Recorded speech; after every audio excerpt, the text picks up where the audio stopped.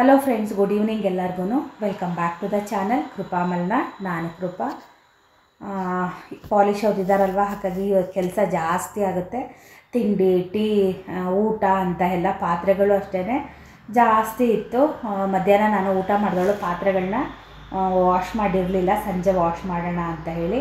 ಹಾಗೆಯೇ ಇಡ್ಲಿಗೆ ಕೂಡ ರುಬ್ಬಿದ್ದೀನಿ. ನಾಳೆ ತಿಂಡಿ ಬಂದು ಇಡ್ಲಿ ಮಾಡಿ ಸಾಂಬಾರು ಮಾಡೋಣ ಅಂತ ಹೇಳಿ. ತುಂಬ ಜನ ಇದ್ದಾರಲ್ಲ, ಏನು ತಿಂಡಿ ಮಾಡೋದಂತಲೇ ತಲೆ ಓಡ್ತಾ ಇಲ್ಲ. ದೋಸೆ ಎಲ್ಲ ಆದರೆ ಹೊಯ್ಯೋಕ್ಕೆ ಕಷ್ಟ ಆಗುತ್ತೆ.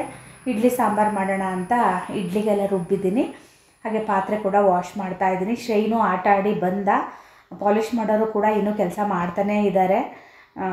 ಸ್ವಲ್ಪ ಲೇಟಾಗಿಯೇ ಕೆಲಸ ಬಿಡ್ತಾಯಿದ್ದಾರೆ. ಇವಾಗ 7 ಗಂಟೆಗೆ ಒಂದೊಂದು ದಿನ ಬಿಡ್ತಾರೆ, ಒಂದೊಂದು ದಿನ 7:15 ತನಕನೂ ಮಾಡ್ತಾಯಿದ್ದಾರೆ. ಇವತ್ತು ಕೂಡ ಕೆಲಸ ಮಾಡ್ತಾಯಿದ್ದಾರೆ.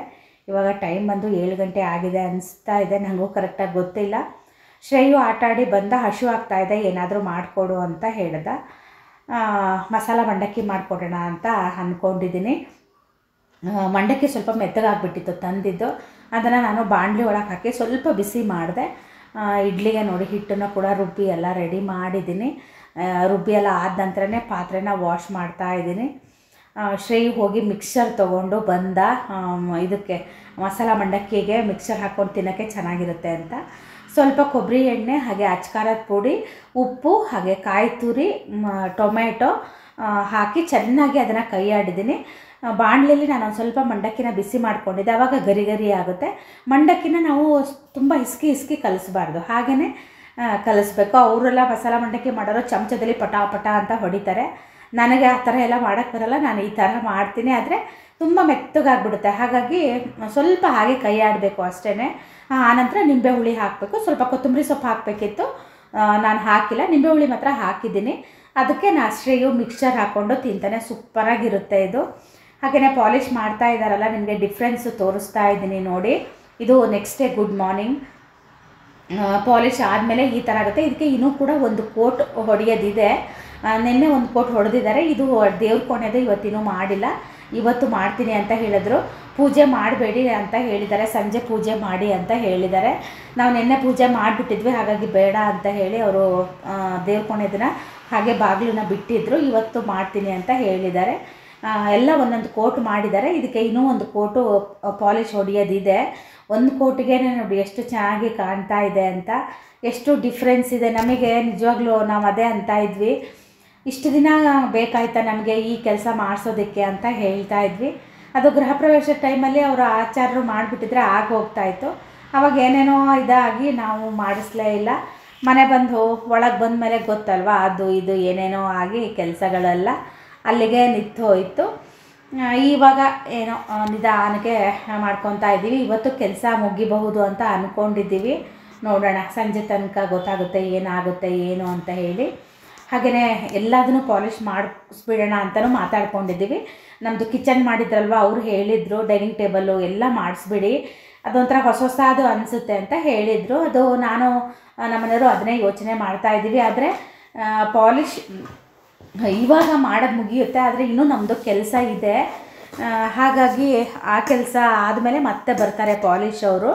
ಇವಾಗ ಎಷ್ಟು ಆಗಿದೆಯೋ ಕೆಲಸ ಅದಷ್ಟನ್ನು ಮಾಡಿ ಹೋಗ್ತಾರೆ. ಹಾಗೆ ನಾನು ಸಂಜೆ ಅವರ ಕೆಲಸ ಎಲ್ಲ ಬಿಟ್ಟು ಹೋದ್ಮೇಲೆ ಕ್ಲೀನಾಗಿ ಒಂದು ಸಲ ಕಸ ಹೊಡೆದ್ಬಿಟ್ಟು ನೆಲ ಒರೆಸ್ಬಿಡ್ತೀನಿ. ಹಾಗಾಗಿ ನಾನು ಬೆಳಗ್ಗೆ ಮತ್ತೆ ಕಸ ಹೊಡೆಯೋದಿಲ್ಲ. ಯಾಕೆ, ಅಡುಗೆ ಮನೆ ಮಾತ್ರ ಹೊಡ್ಕೊತೀನಿ.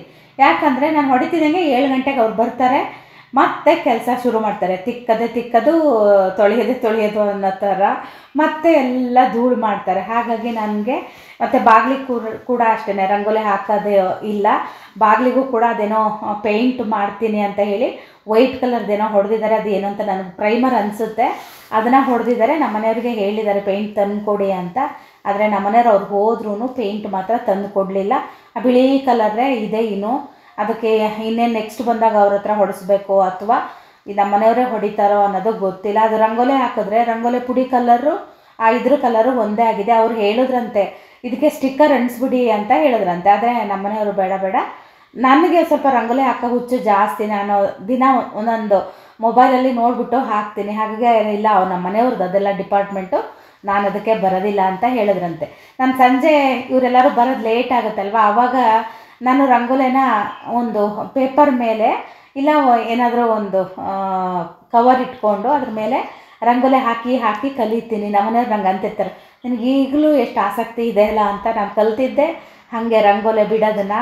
ನನಗೂ ಅಷ್ಟು ಕ್ಲೀನಾಗಿ ಎಳೆಗಳು ಬಿಡೋದಕ್ಕೆ ಬರ್ತಾ ಇರಲಿಲ್ಲ. ನಾನು ತುಂಬ ಇಷ್ಟಪಟ್ಟು ರಂಗೋಲಿ ಬಿಡ್ತೀನಿ, ನಂಗೆ ತುಂಬ ಇಷ್ಟ ಆಗುತ್ತೆ. ಆದರೆ ತುಂಬ ದೊಡ್ಡ ದೊಡ್ಡದು ಚುಕ್ಕಿ ರಂಗೋಲಿ ಆ ಥರದ್ದೆಲ್ಲ ಬರೋದಿಲ್ಲ. ಬಾಗಿಲಿಗೆ ಬಿಡೋಂಥದ್ದು ಬಾರ್ಡರ್ ರಂಗೋಲಿ ಮಾತ್ರ ದಿನ ಒಂದೊಂದು ಯೂಟ್ಯೂಬಲ್ಲಿ ನೋಡಿ ಬಿಡ್ತೀನಿ.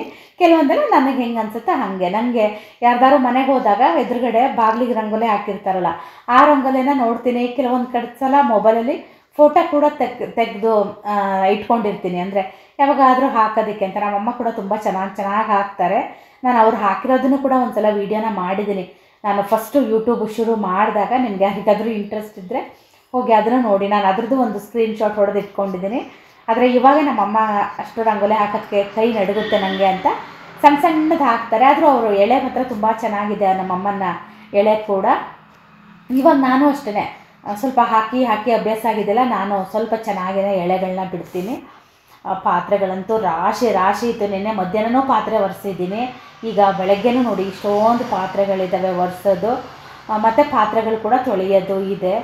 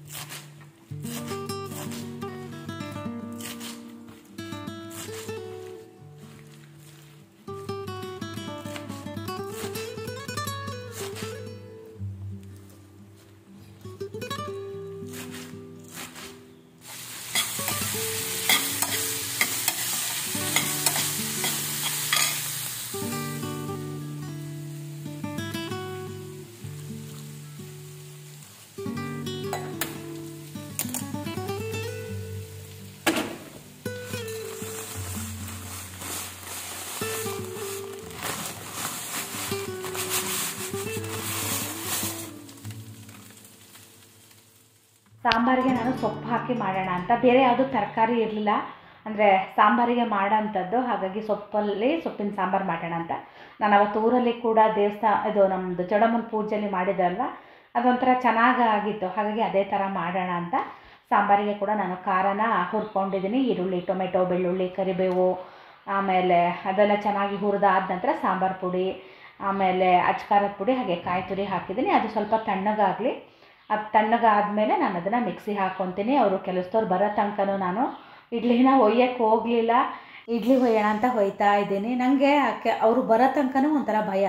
ಅವ್ರು ಬಂದಮೇಲೆ ಅವ್ರ ಮುಖ ನೋಡಿದ್ಮೇಲೆ ನಂಗೆ ಅಡುಗೆ ಮಾಡೋಕ್ಕೆ ಒಂದು ಸಮಾಧಾನ ಅನಿಸುತ್ತೆ. ಆದರೆ ಎಲ್ಲ ರೆಡಿ ಮಾಡಿ ಇಟ್ಕೊಂಡಿದ್ದೀನಿ. ಇಲ್ಲೇ ಉಳಿದಿದ್ದಾರೆ, ಆದರೂ ನನಗೊಂಥರ ಹೆದರಿಕೆ ಆಗುತ್ತೆ.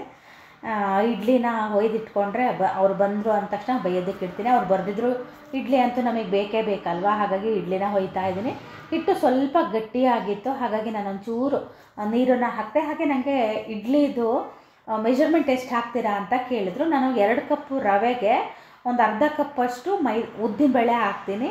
ಆಮೇಲೆ 1 ಕಪ್ಪಷ್ಟು ಅನ್ನ ಹಾಕಿ ನಾನು ಮಿಕ್ಸಿ ಮಾಡ್ತೀನಿ.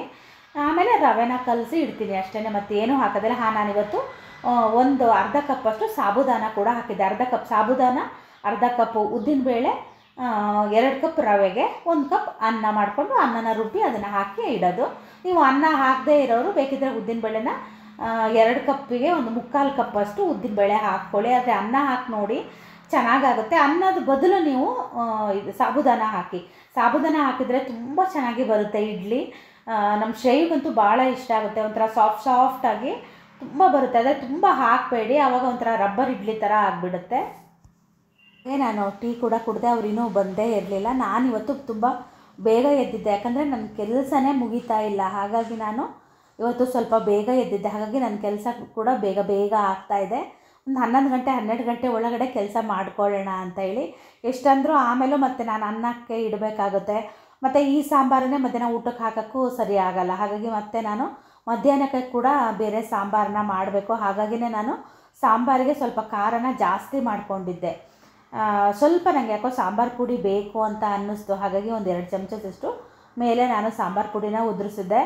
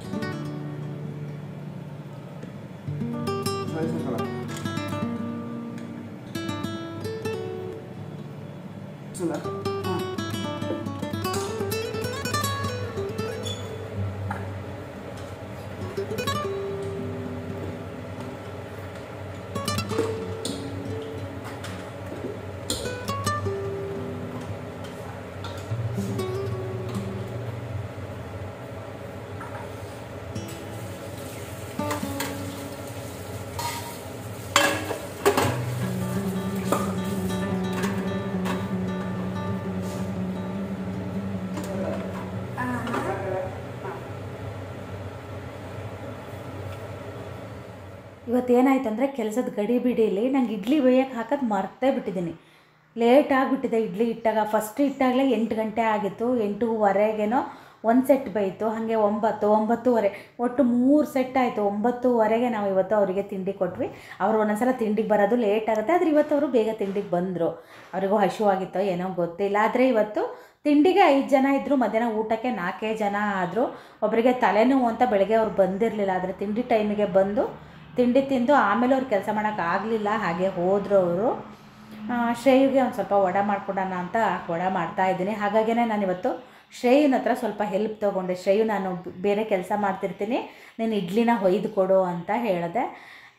ಶ್ರೇಯುಗೆ ಮಾತ್ರ ಒಂದು 5-6 ವಡೆ ಮಾಡಿಕೊಡೋಣ ಅಂತ. ಪಾಪ ಅವನಿಗೆ ಹಾಸ್ಟೆಲಿಗೆ ಹೋದ್ಮೇಲೆ ವಡೆ ಸಿಗಲ್ಲಲ್ಲ, ನಾವಾದರೂ ಮನೇಲಿ ಮಾಡ್ಕೊಂಡು ತಿಂತಿರ್ತೀವಿ. ಹಾಗಾಗಿ ಅವನಿಗೆ ಒಂದು 4 ವಡೆ ಮಾಡ್ತಾಯಿದ್ದೀನಿ. ಇವತ್ತು ವಡೆ ನೋಡಿ ಎಷ್ಟು ಚೆನ್ನಾಗಿ ಬಂದಿದೆ ಅಂತ, ತುಂಬ ಶೇಪಾಗಿ ಬಂದಿದೆ. ಇಡ್ಲಿ ಏನೋ ಅಷ್ಟೇ ತುಂಬ ಚೆನ್ನಾಗಿತ್ತು, ತುಂಬ ಸಾಫ್ಟಾಗಿ ತುಂಬ ಚೆನ್ನಾಗಿ ಬಂದಿತ್ತು.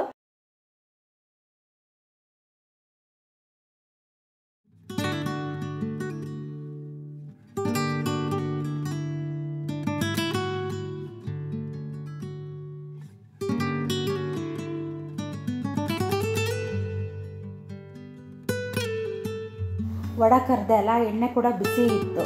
ಮತ್ತು ಇಡ್ಲಿನೂ ಇನ್ನೊಂದು ಸಲ ಬೇಯಲಿ ಅಂತೇಳಿ ಕಾಯ್ತಾ ಇದ್ದೆ. ಹಾಗೆ ಸಂಡಿಗೆನ ಹತ್ಲ ಕರೆದು ಬಿಡೋಣ ಅಂತ ಇವಾಗಲೇ ಬೆಳಗ್ಗೆನೇ ಸಂಡಿಗೆನೂ ಕೂಡ ಕರಿತಾ ಇದ್ದೀನಿ.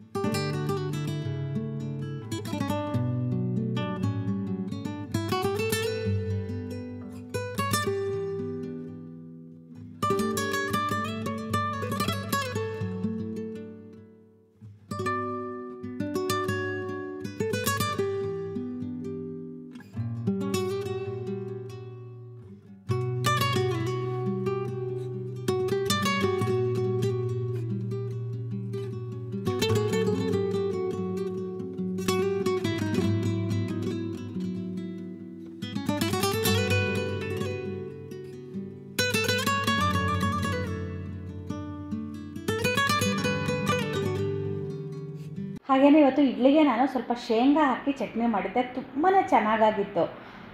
ನೋಡಿ ಇಷ್ಟು ಚಟ್ನಿ ಮಾಡಿದ್ದೆಲ್ಲ, ಇಷ್ಟು ಚಟ್ನಿ ಉಳಿದಿದೆ. ಸಾಂಬಾರಲ್ಲಿ ಇಷ್ಟೇ ಸಾಂಬಾರು ಉಳಿದಿದೆ. 3 ಸೆಟ್ ಇಡ್ಲಿ ಹೊಯ್ದಿದ್ದೆ, ಇಡ್ಲಿ ಕೂಡ ಒಂದು ಸ್ವಲ್ಪ ಉಳಿದಿದೆ ಅಷ್ಟೇ. ಇಷ್ಟು ಹಿಟ್ಟನ್ನು ನಾನೇ ಬಿಟ್ಟೆ ಜಾಸ್ತಿ ಆದರೆ ಅಂತ ಹೇಳಿ. ಎಲ್ಲರದ್ದು ತಿಂಡಿ ಆಯಿತು. ತಿಂಡಿ ಆದಮೇಲೆ ಪಾತ್ರೆ ನೋಡಿದ್ರೆ ಅಳು ಬರ್ತಾಯಿತ್ತು ನನಗೆ. ಸಿಂಕಿಂದ ಹೊರಗೆ ಬಂದು ಬಿದ್ದಿದ್ದಾವೆ ಪಾತ್ರೆಗಳೆಲ್ಲ. ಇವತ್ತು ನನಗೆ ನಮ್ಮ ಊರಿನ ನೆನಪಾಯಿತು. ನಮ್ಮಮ್ಮನೂ ಹಾಗೆಯೇ ರಾಶಿ ರಾಶಿ ಪಾತ್ರೆಗಳನ್ನ ಮಾಡ್ತಾರೆ. ಇವತ್ತು ನನಗೆ ಊರಿನ ನೆನಪಾಯಿತು. ಹಾಗೆಯೇ ತರಕಾರಿ ಕೂಡ ಹೆಚ್ಚಿ ಇಟ್ಕೊಂಡಿದ್ದೀನಿ. ಆಲೂಗಡ್ಡೆ, ಬೀನ್ಸು ಮತ್ತು ನವಿಲು ಕೋಸು ಹಾಕಿ ಮಿಕ್ಸ್ ವೆಜಿಟೇಬಲ್ ಸಾಂಬಾರು ಮಾಡೋಣ ಅಂತ. ಸಾಂಬಾರಿನ ಪಾತ್ರೆಯಲ್ಲೇ ನಾನಿವತ್ತು ಬೇಳೆನ ಬೇಯಿಸ್ತಾ ಇದ್ದೀನಿ. ಹಾಗೆ ನೆನ್ನೆದು ಸ್ವಲ್ಪ ಬೇಳೆ ಇತ್ತು. ಆಮೇಲೆ ನಾನು ವೀಡಿಯೋ ಮಾಡಲೇ ಇಲ್ಲ. 1-1.5 ಗಂಟೆ ಆಯಿತು ಇಡೀ ಅಡುಗೆ ಮನೆ ಎಲ್ಲ ಕ್ಲೀನ್ ಮಾಡೋಷ್ಟೊತ್ತಿಗೆ. ನೋಡಿ ಅಡುಗೆ ಮನೆ ಹೀಗಿದೆ. ಈ ಕಡೆ ಹಾಲ್ ಹೇಗಿದೆ ಅನ್ನೋದನ್ನು ನಿಮಗೆ ತೋರಿಸ್ತೀನಿ. ಎಲ್ಲ ಬಿಚ್ಚಿ ಎಲ್ಲ ಮಾಡಿದ್ದಾರೆ. ಸೋಫಾನ ಹೊರಗಡೆ ತೊಗೊಂಡೋಗಿದ್ದಾರೆ ಪಾಲಿಷ್ ಮಾಡೋದಕ್ಕೆ ಅಂತೇಳಿ. ಇದನ್ನು ಇಲ್ಲೇ ಮಾಡ್ತೀನಿ ಅಂತ ಹೇಳಿದ್ರು. ಈಗ ಸ್ನಾನ ಮಾಡಿಬಿಟ್ಟು ಅನ್ನ ಮಾಡಬೇಕು, ಹಾಗೆಯೇ ಸಾಂಬಾರು ಕೂಡ ಮಾಡಬೇಕು. ಬೇಳೆ ಎಲ್ಲ ಬೇಯೋದಕ್ಕೆ ಇಟ್ಟಿದ್ದೀನಿ. ಸ್ನಾನಕ್ಕೆ ಹೋಗೋದಕ್ಕಿಂತ ಮುಂಚೆ ಅವರಿಗೆ ಕುಡಿಯೋಕ್ಕೆ ಶರ್ಬತ್ ಮಾಡಿಕೊಡೋಣ ಅಂತ. ನಮ್ಮ ಮನೆಯವ್ರಿಗೆ 2 ದಿನದಿಂದ ನಿಂಬೆಹಣ್ಣು ತನ್ನಿ ಅಂತಿದ್ದೆ. ಇವತ್ತು ಅಂತೂ ಇಂತೂ ತಂದಿದ್ರು. ಬೆಳಗ್ಗೆನೇ ದಿನ ಮಜ್ಜಿಗೆ ಮಾಡಿಕೊಡ್ತಾಯಿದ್ದೆ, ಇವತ್ತು ನಿಂಬೆಹಣ್ಣಿನ ಶರ್ಬತ್ ಮಾಡಿಕೊಡ್ತಿದ್ದೀನಿ. ಹೋದ ಸಲ ಮಸ್ಕ್ ಮೆಲನ್ ತುಂಬ ಇತ್ತು, ಅದರದ್ದೇ ಮಿಲ್ಕ್ ಶೇಕ್ನ ಮಾಡಿಕೊಡ್ತಾಯಿದ್ದೆ ಮಧ್ಯಾಹ್ನ. ಏನೋ ತುಂಬ ಸೆಕೆ ಅಲ್ವಾ ಪಾಪ, ಬಿಸಿಲು ಅಂದರೆ ಬಿಸಿಲಿರುತ್ತೆ. ಹಾಗಾಗಿ ಏನಾದ್ರು ತಣ್ಣಗೆ ಕುಡಿಲಿ ಅಂತ ಮತ್ತೆ ನಾನು ಫ್ರಿಜ್ಜಲ್ಲಿ ನೀರು ಕೂಡ ತುಂಬಿಡ್ತಿದ್ದೆ. ಫ್ರಿಜ್ ನೀರೇ ಇಸ್ಕೊಂಡು ಕುಡಿತಾಯಿದ್ರು. ಈಗ ಶರ್ಬತ್ತಿಗೂ ಅಷ್ಟೇ ತಣ್ಣಗೆ ಫ್ರಿಜ್ ನೀರು ಹಾಕಿ ಮಾಡಿ ಕೊಟ್ಟೆ. ಸ್ನಾನಕ್ಕೆ ಹೋಗೋದಕ್ಕಿಂತ ಮುಂಚೆನೇ ಅತ್ಲಾಗ ಅನ್ನಕ್ಕಿಟ್ಟೆ ಸ್ನಾನಕ್ಕೆ ಹೋಗೋಣ ಅಂತ ಹೇಳಿ. ಈಗ ಮತ್ತು ಅನ್ನಕ್ಕೆ ಇಡ್ತಾ ಇದ್ದೀನಿ. ನಾನು ಸ್ನಾನ ಮುಗಿಸಿ ಬರೋಷ್ಟೊತ್ತಿಗೆ ಕುಕ್ಕರ್ ವಿಜಲ್ ಕೂಡ ಹೊಡೆಯುತ್ತೆ. ಹಾಗೆ ಇನ್ನೊಂದು ಅನ್ನ ಕೂಡ ಮಾಡಬೇಕು. ಈ ಕಡೆ ಬೇಳೆ ಕೂಡ ಬೆಂದಿದೆ. ಸ್ನಾನ ಎಲ್ಲ ಮುಗಿಸಿ ಬಂದು ನಾನೀಗ ಸಾಂಬಾರನ್ನ ಮಾಡ್ತಾಯಿದ್ದೀನಿ. ಒಗ್ಗರಣೆ ಹಾಕಿದ್ದೀನಿ. ಒಗ್ಗರಣೆಗೆ ಸಾರಿನ ಖಾರ ಬೆಳಗ್ಗೆನೇ ರುಬ್ಬಿದ್ದೆ ಅಲ್ಲ, ಅದನ್ನು ಚೆನ್ನಾಗಿ ಒಂಚೂರು ಹಸಿ ವಾಸನೆ ಹೋಗೋ ತನಕ ಕುದಿಸ್ಬಿಟ್ಟು ಆಮೇಲೆ ತರಕಾರಿ ಎಲ್ಲ ಸೇರಿಸಿ ಸಾಂಬಾರೀಗ ಕುದೀತಾ ಇದೆ. ಉಪ್ಪು ಹುಳಿ ಖಾರ ಎಲ್ಲ ಹಾಕಿದ್ದೀನಿ. ನಮ್ಮ ಮನೆ ಹೀಗಾಗಿದೆ ಅಂತ ತೋರಿಸ್ತೀನಿ ನಿಮಗೆ ನೋಡಿ. ಸಂಜೆ ಇದು ಈ ಥರ ಆಗಿದೆ. ಇದನ್ನು ಕೂಡ ಇನ್ನೊಂಚೂರು ಪಾಲಿಶ್ ಮಾಡೋದಿದೆ. ನಮ್ಮ ಮನೆಯವರು ಇವತ್ತು ಕೆಲಸ ಮುಗಿಯುತ್ತೆ, ಅವ್ರಿಗೇನಾದ್ರು ತಿಂಡಿ ಮಾಡಿ ಕೊಡು ಅಂತ ಹೇಳಿದ್ರು, ಲೇಟ್ ಆಗುತ್ತೆ ಅಂತ ಹೇಳಿ ಅದಕ್ಕೆ ನಾನೀಗ ಅವಲಕ್ಕಿ ತೊಗೊಂಡು ಬನ್ನಿ ಅಂತ ಹೇಳಿದೆ. ನಮ್ಮ ಮನೆಯವರು ಅವಲಕ್ಕಿ ತರೋದಕ್ಕೆ ಅಂತ ಹೋಗಿದ್ದಾರೆ. ನಾನು ಅವಲಕ್ಕಿಗೆ ಅಂತ ಹೇಳಿ ಒಗ್ಗರಣೆನ ಕೂಡ ಕಾಯಿಸ್ತಾ ಇದ್ದೀನಿ. ನಮ್ಮ ಮನೆಯವರು ಉಪ್ಪಿಟ್ಟು ಮಾಡು ಅಂತ ಹೇಳಿದ್ರು. ಅಷ್ಟು ಜನರಿಗೆ ನಂಗೆ ಉಪ್ಪಿಟ್ಟು ಮಾಡೋಕ್ಕೆ ಕಷ್ಟ ಆಗುತ್ತೆ, ಅವಲಕ್ಕಿ ಮಾಡ್ತೀನಿ ಅಂತ ಹೇಳಿದೆ. ಹಾಗಾಗಿ ಅವರು ಅವಲಕ್ಕಿ ತರೋದಕ್ಕೆ ಹೋಗಿದ್ದಾರೆ. ಅವರು ತರೋದ್ರೊಳಗಡೆ ನಾನೀಗ ಅವಲಕ್ಕಿ ಖಾರನ ಕೂಡ ಕಾಯೋದಕ್ಕೆ ಇಟ್ಟಿದ್ದೀನಿ. ಅಂದರೆ ಮಾಡ್ತಾಯಿದ್ದೀನಿ ಒಗ್ಗರಣೆನ, ಖಾರ ಅಲ್ಲ. ನಾನು ಆಮೇಲೆ ವೀಡಿಯೋ ಮಾಡೋದು ಮರ್ತುಬಿಟ್ಟೆ, ಗಡಿಬಿಡಿ ಆಗೋಯ್ತು ನೋಡಿ. ಅವಲಕ್ಕಿ ಹಚ್ಚಿದೆ, ಪೂರ್ತಿ ಅವಲಕ್ಕಿ ಖಾಲಿ ಆಗಿದೆ. ಹಾಗೆಯೇ ಇವತ್ತಿನ ವ್ಲಾಗ್ನ ಕೂಡ ಇಲ್ಲಿಗೆ ಮುಗಿಸ್ತಾ ಇದ್ದೀನಿ. ನಾಳೆಯಿಂದ ಮತ್ತೆ ವ್ಲಾಗ್ನ ಕಂಟಿನ್ಯೂ ಮಾಡ್ತೀನಿ. ಹಾಗೆಯೇ ನೆಕ್ಸ್ಟ್ ವ್ಲಾಗಲ್ಲಿ ಸಿಗ್ತೀನಿ.